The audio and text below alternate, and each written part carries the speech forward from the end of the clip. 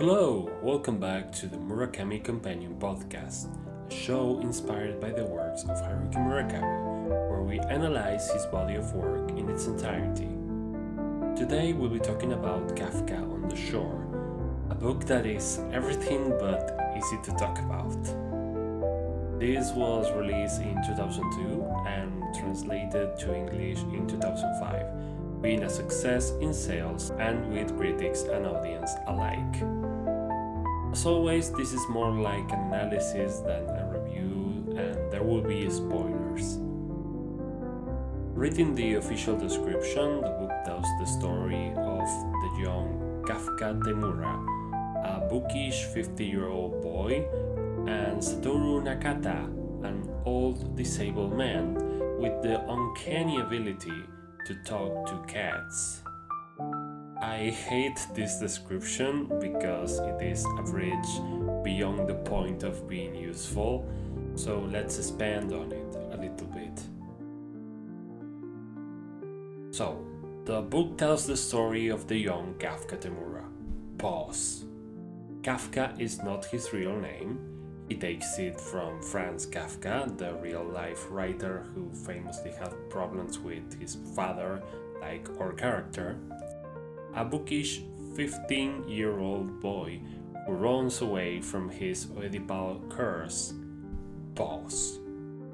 He's running away from his father's home. His father said as a curse that Kafka would sleep with his mother and sister who left together when Kafka was too young to remember them. So he just goes through life without knowing who they are, and truly scared of, dating people or interacting with people because they could be his mother or sister. Let's go on. And Satoru Nakata, an old disabled man. Pause. Mentally disabled, that's it. Moving on. With the uncanny ability to talk to cats. Pause. He can also make it rain fish, to say the least. He has a wide range of powers. Anyways, if I try to tell you the plot, the full plot, probably it wouldn't make any sense to you. Because Murakami sets out to write a book that was a little bit like a giant riddle, where there was no clear answers, but the sums of the riddles will provide a sort of answer. That's probably the best description for the book, and if anything, the takeaway from it is do not skip this one. It's very good. It's really very good. Haruki Murakami in his English website answered 8,000 questions about the book, and still the fans feel that there is no clear answers. But if you read the book, you might get a clear idea of the answer. The following is just my interpretation of the events of the book. Kafka Tamura is a boy that lives at his father's house. His father is portrayed as evil and has made the statement or curse that Kafka will sleep with his mother and sister at some point in his life. He's convinced to leave the house by a boy named Crow. Now, the boy named Crow is obviously Kafka's shadow or shadow self, a metaphorical expression of his own inner self. Please watch our episode about Harry Boy Wonderland and the End of the World for more about shadows. And the fact that he is here, that Crow is here, means to me that we are already from the get-go in, let's say, Murakami's magical world, or Murakami's magical part of the world. In a different book, which is 1QA4, we are told that people who do extraordinary things cross to a sort of extraordinary reality where magic is a thing. Now, obviously, whenever magic is either good or evil depends on the circumstances. The fact that he's decided to escape from his father's house may be the extraordinary thing. Now, is Crow good or bad?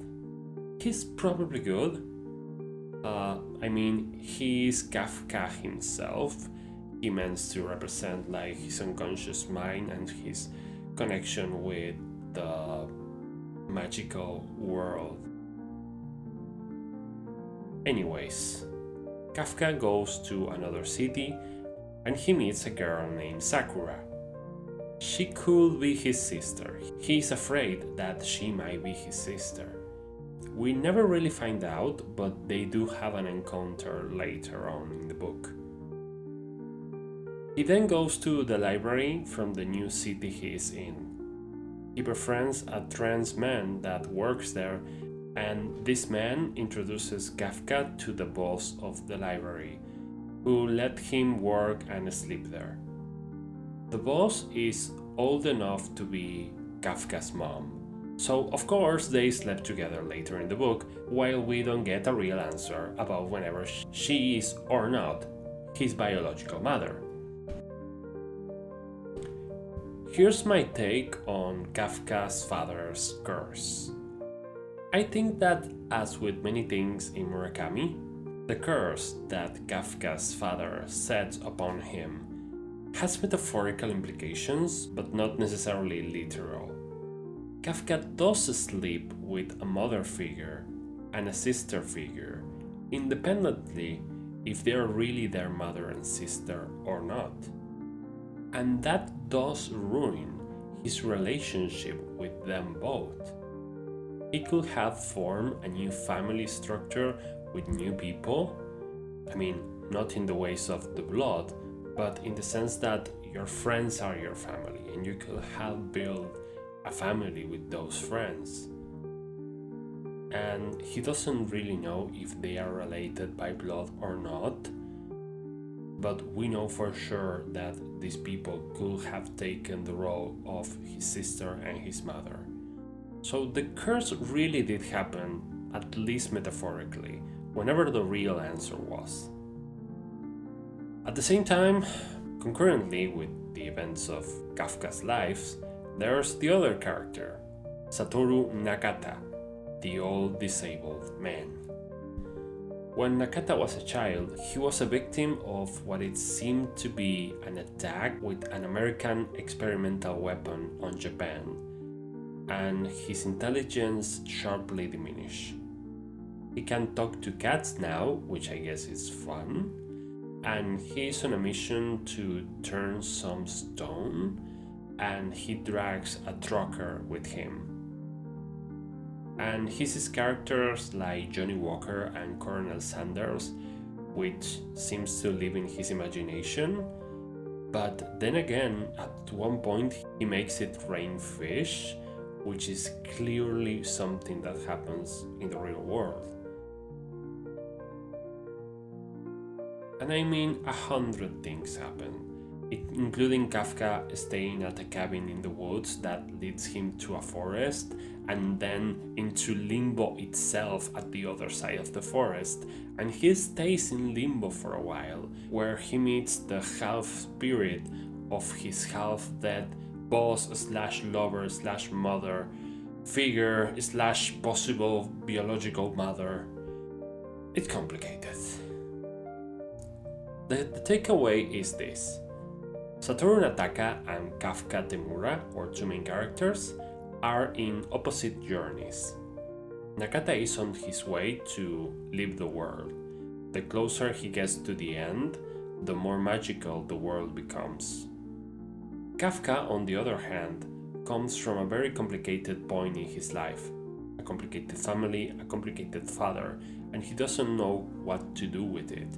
And he doesn't fear death, he gets quite close to death. He literally goes into what it seems to be another dimension or plane of existence. Let's call it the limbo or the purgatory. but he finally comes back to our reality and he touches grass, he feels the sunlight, he finds his way through life again in the end.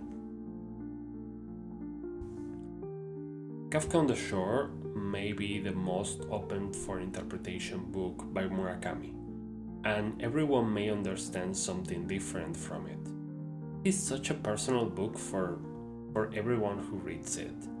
It's not at all inaccessible. It's really easy to read. It is, however, dark. This book touches on themes about incest, mental disabilities, familiar abuse, animal abuse, war and its effects on children, and death, among other things. It's the only Murakami book where I really give people a trigger warning. There's no other book by Murakami that gets this dark. On the other hand, I'm very aware that this is why people like the book in the first place. It comes from a very dark place, but it is still human and relatable, and it's just about a young boy who is wandering through life. You can get Kafka on the Shore pretty much anywhere where good books are sold. If you want to support this podcast, or you just like cool t-shirts or maybe some coffee mugs or art prints, we got a few digital stores where you can find all of that and more, featuring the artwork for this episode, inspired by Kafka on the Shore. There will be one design for each episode release of this podcast.